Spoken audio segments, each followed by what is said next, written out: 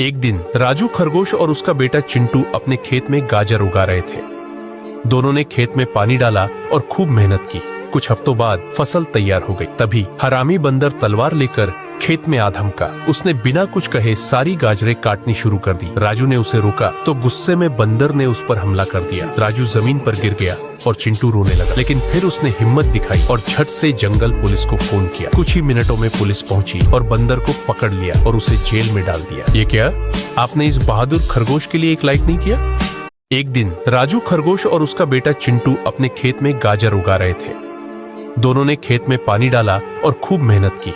कुछ हफ्तों बाद फसल तैयार हो गई। तभी हरामी बंदर तलवार लेकर खेत में आ धमका। उसने बिना कुछ कहे सारी गाजरें काटनी शुरू कर दी। राजू ने उसे रोका तो गुस्से में बंदर ने उस पर हमला कर दिया। राजू जमीन पर गिर गया और चिंटू रोने लगा, लेकिन फिर उसने हिम्मत दिखाई और झट से जंगल पुलिस को फोन किया। कुछ ही मिनटों में पुलिस पहुंची और बंदर को पकड़ लिया और उसे जेल में डाल दिया। ये क्या, आपने इस बहादुर खरगोश के लिए एक लाइक नहीं किया?